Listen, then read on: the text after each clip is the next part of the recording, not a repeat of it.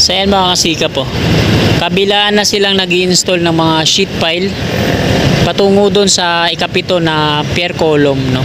Tapos pag nakumpleto na yung level ng sheet pile mula dito hanggang doon, tatambakan naman nila ng ano yan, ng mga macro geo foam. Magandang tanghali po sa inyong lahat mga kasikap.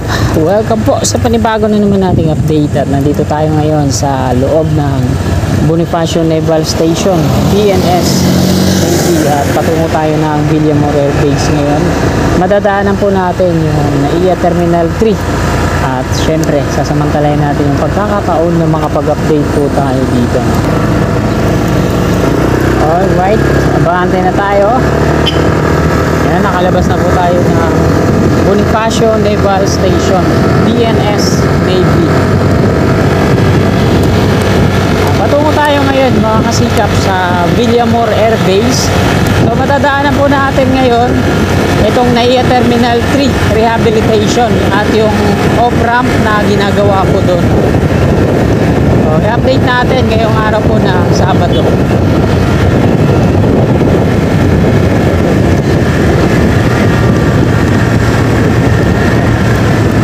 Intersection po dito, yung pakanan, Chino Roses Avenue, Gate 3 Plaza sa kaliwa, diretso tayo.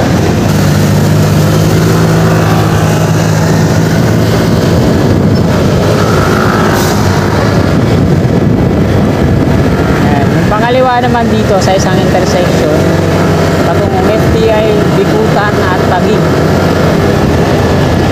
Skyway Stage 1, pakanan patungong Balintawak, Buendia, at yung pangaliwa patungong Bikutan. Sales interchange na po ito dito.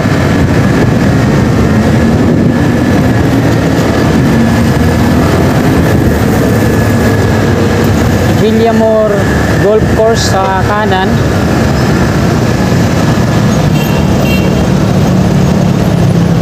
Grabe, super init.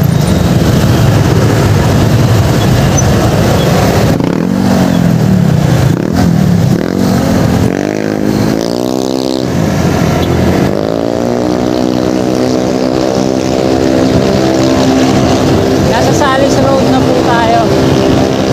Nasa ilalim tayo na NAIA Expressway. Dito ang umpisa doon, ang dulo niya doon sa may Makapagal Boulevard.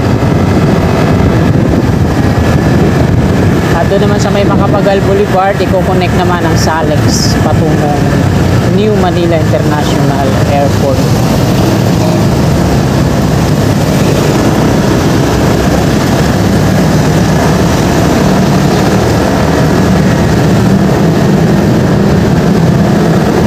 Dito mga kasikap sa Salis Road, may pagbabago na rin na ginagawa dito.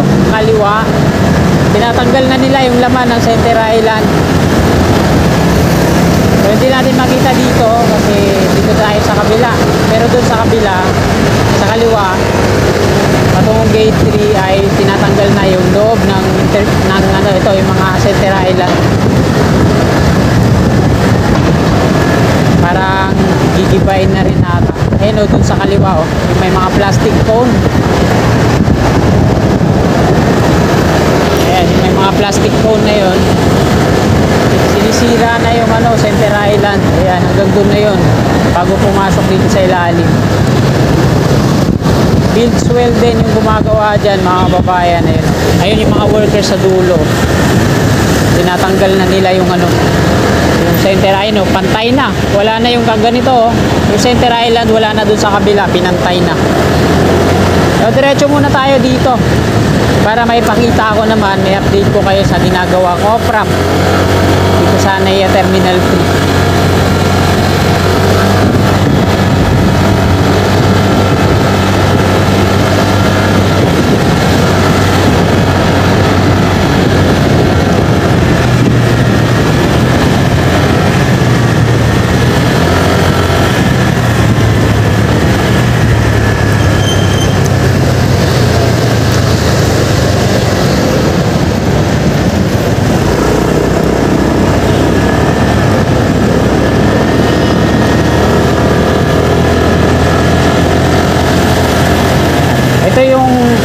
ramp patungong NAIA Terminal 1 and 2, Macapagal Boulevard. Ayan o, sa kaliwa natin. Dito sa harap ng NAIA Terminal 3. Ito naman yung footbridge mula dito sa kanan, Macdo, patungo dun sa arrival at departure. Sa mga walk-in na dito po nga parada din, yung may pag may dalang sasakyan sa may Macdo.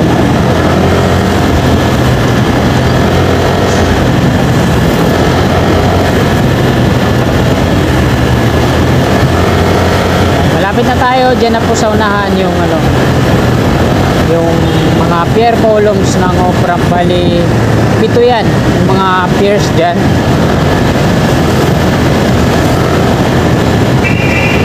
Dito sa may gilid ng Savoy Hotel ito. Ayan yung mga heavy equipment ang ginagamit nila dito. Mobile crane.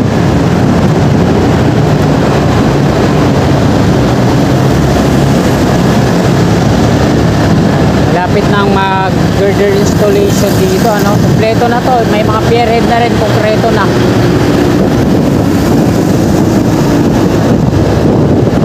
Ayan, ito yung pang-anim, tinatanggalan na ng forma. Ito yung last na ginawa nila, yung pier head. Ayan.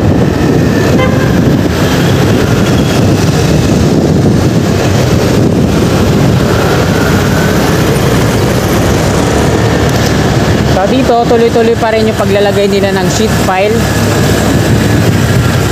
Yan, kabilaan na nilagyan ng sheet pile.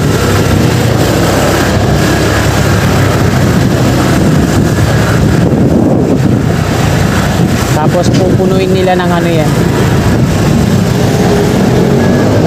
So yan mga kasika po, kabilaan na silang nag-i-install ng mga sheet pile patungo doon sa ikapito na pier column, Tapos pag nakumpleto na yung level ng sheet pile mula dito hanggang doon, tatambakan naman nila ng ng mga macro geo foam. Andito yung mga macro geo foam sa loob, nakasalansan. Ang dami, Tapos dito nila isasalansan yan mula doon sa ikapitong pier column pababa dito.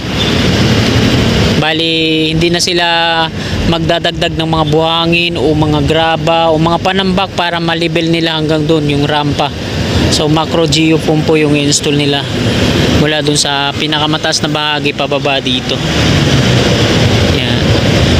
So yan po yung update dito sa off-ramp ng NAIA Terminal 3 Rehabilitation dito sa may Savoy Hotel. Yan.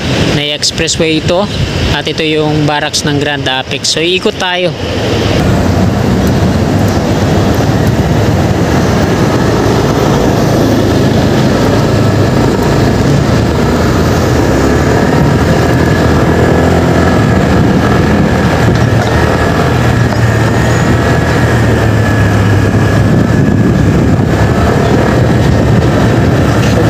Ipapakita yung mga macro geo foam dito sa gilid.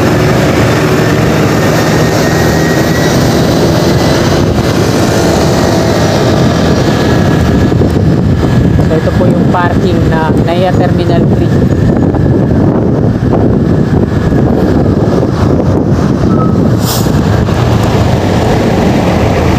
Umikot lang po tayo.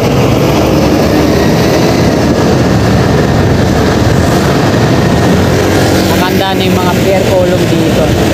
Sa mga sunod na araw ay mag-install na yan sila dyan ng mga concrete girders.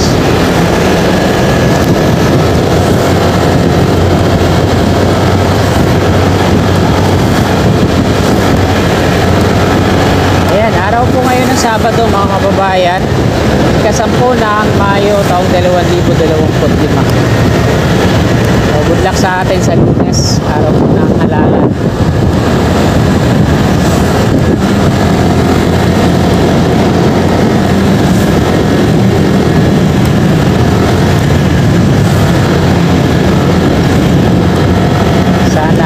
Sana lang dali ng INC aming pambato at napupuso ang senador si Congressman Busita. Ayun lang yung pinaka-bet ko sa lahat ng mga tumatakbo, Congressman Busita lang.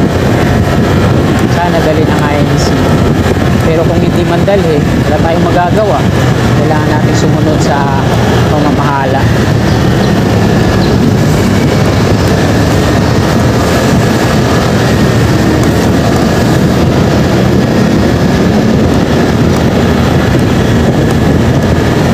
Bilang rider kasi natulungan na ako ni Congressman Busita nung nahuli ako ng mga kotong diyan sa A. Rodriguez sa may Farmers Cubao.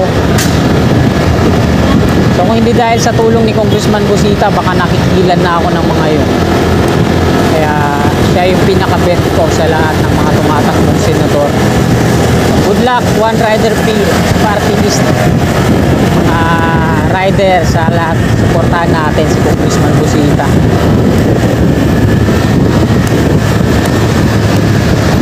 Mga kasikat, nandito na po tayo sa may PAF Aerospace Museum. At hanggang dito na lang po itong update natin. Magandang umaga po. Lagi po tayo mag-iingat. God bless.